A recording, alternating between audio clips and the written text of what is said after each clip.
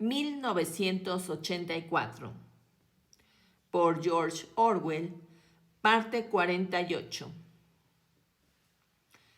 Había crecido dentro de la Revolución y era demasiado joven para recordar las batallas ideológicas de los años 50, 60 y tantos. No podía imaginar un movimiento político independiente, y en todo caso el partido era invencible, siempre existiría, y nunca iba a cambiar ni en lo más mínimo. Lo más que podía hacerse era rebelarse secretamente o en ciertos casos por actos aislados de violencia, como matar a alguien o poner una bomba en cualquier sitio. En cierto modo, Julia era menos susceptible que Winston a la propaganda del partido. Una vez se refirió él a la guerra contra Eurasia y se quedó asombrado cuando ella, sin concederle importancia a la cosa, dio por cierto que no había tal guerra. Casi con toda seguridad, las bombas cohete que caían diariamente sobre Londres eran lanzadas por el mismo gobierno de Oceanía, solo para que la gente estuviera siempre asustada. A Winston nunca se le había ocurrido esto. También despertó en él Julia una especie de envidia al confesarle que durante los 2 minutos de odio, lo peor para ella era contenerse y no romper a reír a carcajadas. Pero Julia nunca discutía las enseñanzas del partido a no ser que afectaran su propia vida. Estaba dispuesta a aceptar la mitología oficial, porque no le parecía importante la diferencia entre la verdad y la falsedad. Creía, por ejemplo, porque lo había aprendido en la escuela, que el partido había inventado los aeroplanos.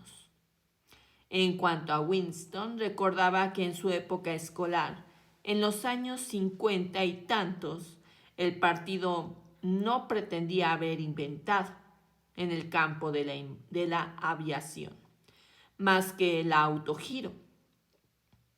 Una docena de años después, cuando Julia iba a la escuela, se trataba ya del aeroplano en general. Al cabo de otra generación, asegurarían haber descubierto la máquina de vapor. Y cuando Winston le dijo que los aeroplanos existían ya antes de nacer él y mucho antes de la Revolución, esto le pareció a la joven carecer de todo interés. ¿Qué importaba? Después de todo, quien hubiese inventado los aeroplanos. Mucho más le llamó la atención a Winston que Julia no recordaba que Oceanía había estado en guerra hacía 4 años con Asia Oriental y en paz con Eurasia. Desde luego, para ella la guerra era una filfa, pero por lo visto no se había dado cuenta de que el nombre del enemigo había cambiado. Yo creía que siempre habíamos estado en guerra con Eurasia, dijo en tono vago. Esto le impresionó mucho a Winston. El invento de los aeroplanos era muy anterior a cuando ella nació, pero el cambiazo en la guerra solo había sucedido hace 4 años, cuando ya Julia era una muchacha mayor. Estuvo discutiendo con ella sobre esto durante 1/4 de hora. Al final logró hacerle recordar confusamente que hubo una época en que el enemigo había sido Asia Oriental y no Eurasia.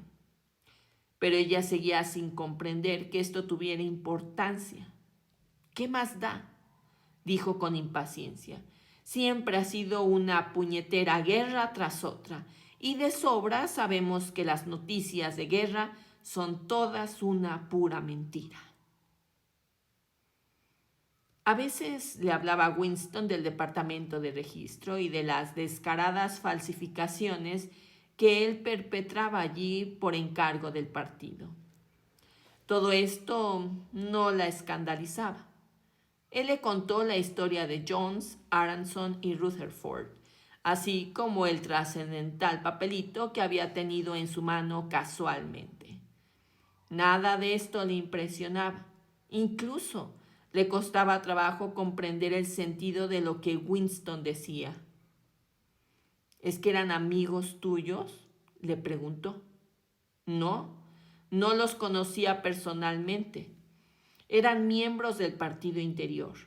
Además, eran mucho mayores que yo. Conocieron la época anterior a la revolución. Yo solo los conocía de vista. Entonces, ¿por qué te preocupas? Todos los días matan gente. Es lo corriente. Intentó hacerse comprender. Ese era un caso excepcional. No se trataba solo de que mataran a alguien. ¿No te das cuenta de que el pasado, incluso el de ayer mismo, ha sido suprimido?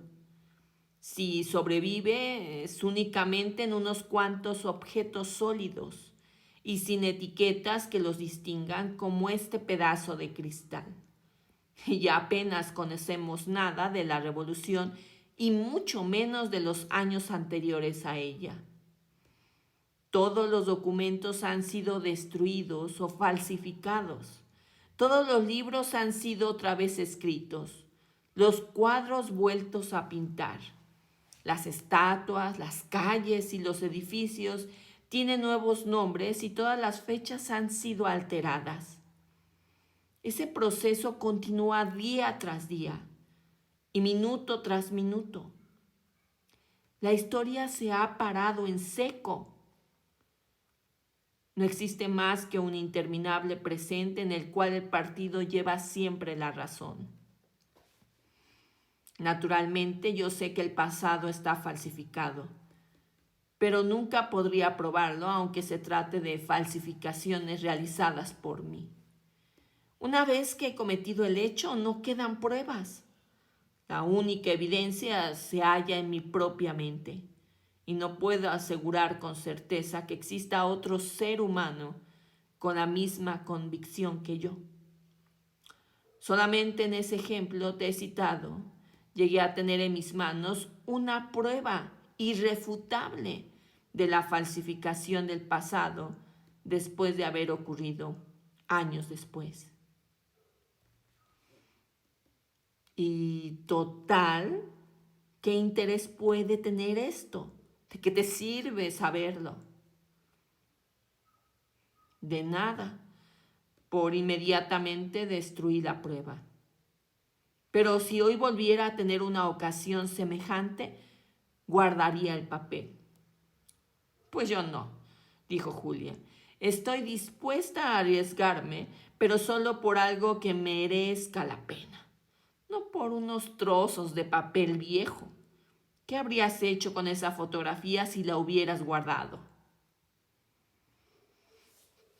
Quizás nada de particular, pero al fin y al cabo se trataba de una prueba. Y habría sembrado algunas dudas aquí y allá, suponiendo que me hubiese atrevido a enseñársela a alguien. No creo que podamos cambiar el curso de los acontecimientos mientras vivamos, pero es posible que se creen algunos centros de resistencia, grupos de descontentos que vayan aumentando e incluso dejando testimonios tras ellos, de modo que la generación siguiente pueda recoger la antorcha y continuar nuestra obra. No me interesa la próxima generación, cariño, me interesa a nosotros. No eres una rebelde más que de cintura para abajo, dijo él. Ella encontró esto muy divertido y le echó los brazos al cuello complacida.